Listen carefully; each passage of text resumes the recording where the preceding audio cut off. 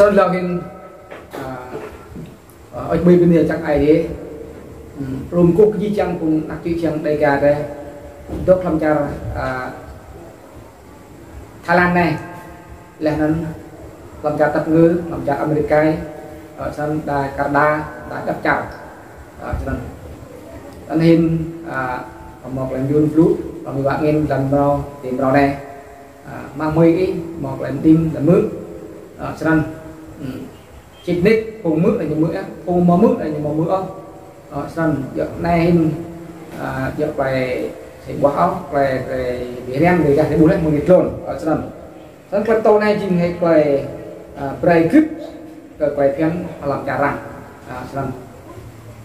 cho nên chính có trăm lúc anh cứ ra du hùng rê nát cái chân rê để đuét làm trà xem này lại cái đuét là ngay chát biết ra trúc cái chân này quay tục tưng bóng mắt là kim rê một mò lần cũ cái chả rằng lần đa nằm bé đây quá chỗ ba đa quái đa lùi mốt lùi tốt tâm tốt nem cần lần mọ nạc trô dù lọc lành lần căn tôm lăng này lần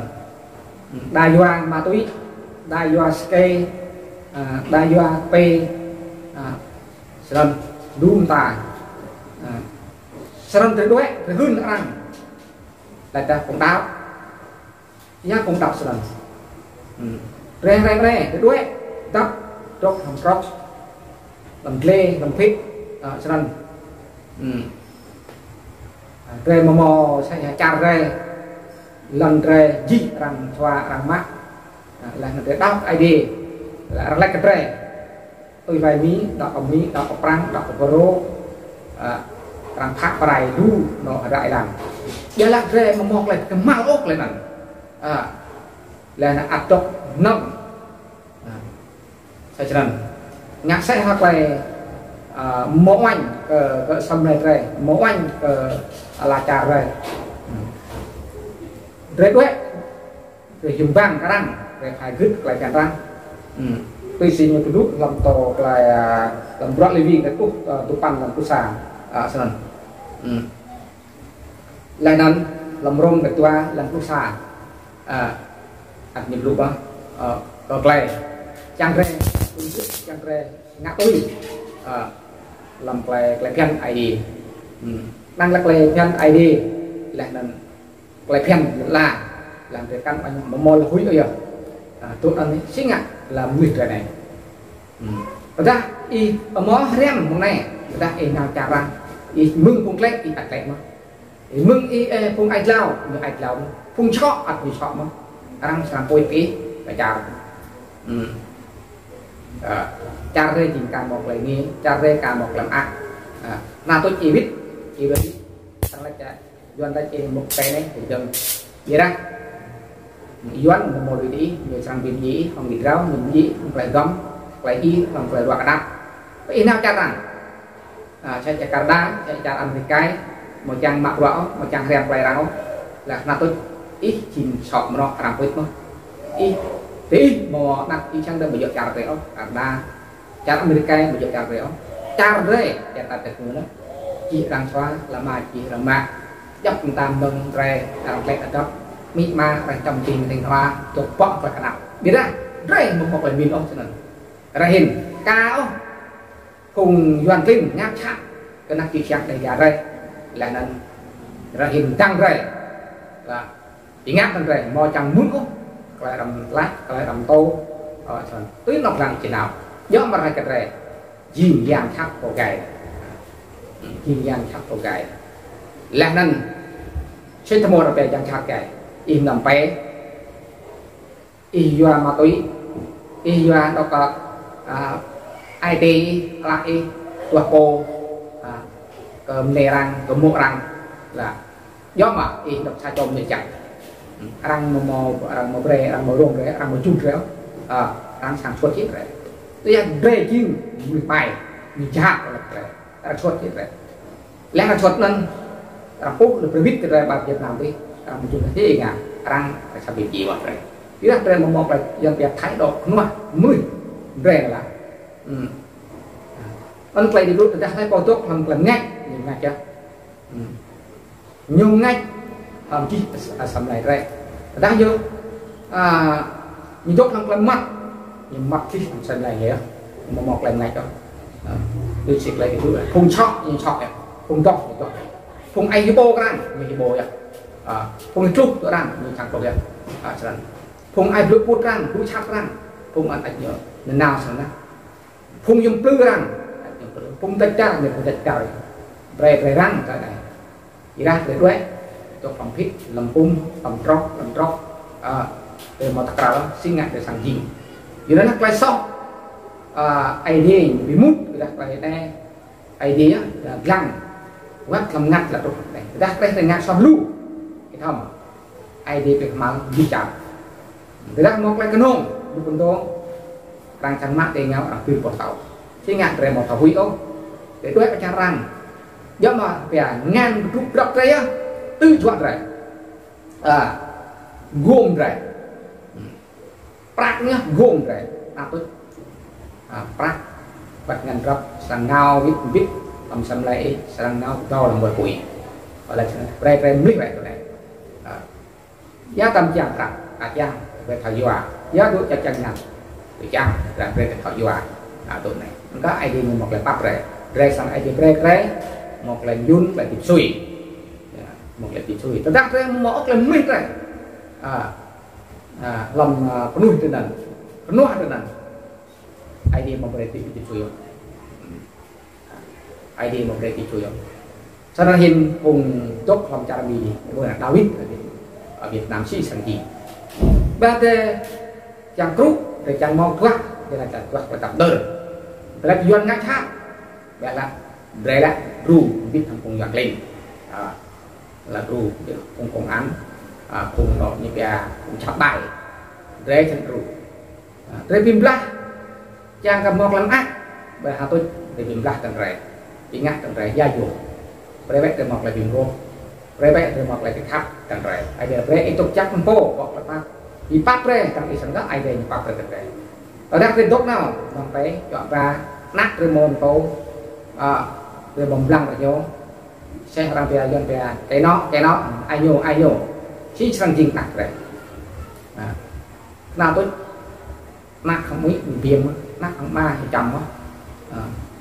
cả là mít mà ăn nhưng cũng cả là oai nhá mít mà nhiều cắt oai nhá gượng nó giống như thế này đang hình lệ tóc bạc mít bạc mà tôi nặng quá ok mít po dưới kia là chẳng đoạt là ru chẳng bạc sang chẳng bò nằm lại cái nào lệ tóc gió mà mình chắc bây giờ mình chắc giá dùng được này y cả thọ bù sang rơ ô y cả thọ cả rằng về cá tấn y cả thọ dương cái thằng vô bông trùng thì thọ á sân đây rằng to chi sum ảo nung cái y cả quý tộc dốc sân này rằng ma hấp cả tốt bạc liệt y có cái ngàn cái khoải có dương cái khoải không có tuổi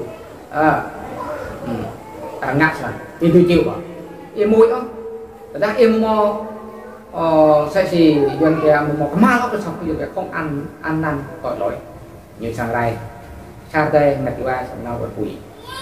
ôi chi chăng cùng cặp với đặt chi chăng đây ca đấy lại khắp hiện về đấy để một cái ly có nó bắt nhìn rồi lui thì có nuôi repo rồi ra hiện luôn sắc cũng tốt làm chặt xem này quay bay bằng cây bay chát một bạc làm ác kia đã đủ làm ác kia xin lỗi thân có tốt trong này làm chặt xem này bé qua cùng này cái bụng là tôm tôm rút sắc tôm trong đây đi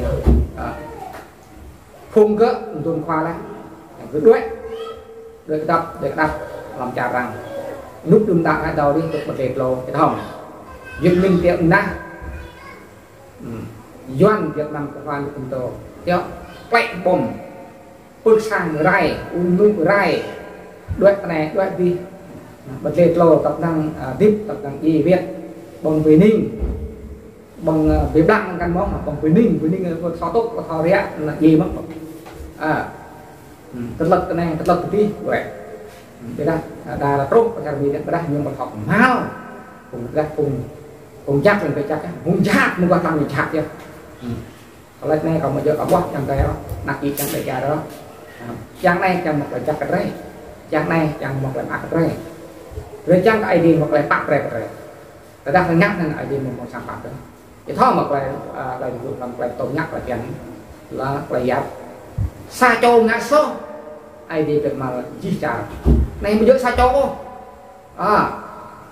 tốt ung doan tốt cây doan tốt gạo lại tiền mít căn oanh ma căn oanh em đây biết qua còn dùng căn oanh châu rụng là tốt nha hay hiểu nha nè cái vậy một là cứ sắp không đặt mít lại chồng mít đặt mà tô là ngặt được leo xin ngặt người dùng người bé là tiền mình rồi món nặng thành tô rồi món trâu thành làm vào dùng vậy thì tôi lại dây đi dây bát để không quen một lời cứ sắp có mỹ có ma cứ sắp cái đi cứ sắp có dàn nữa để cứ vậy có mỹ ma đi ở đã in một cứ có mỹ ma đi ai đấy sang điều gì một trong lúc đó thì đó một trong quay cái kinh quay cái nô xả làm episode để nắm cảnh xa như vậy là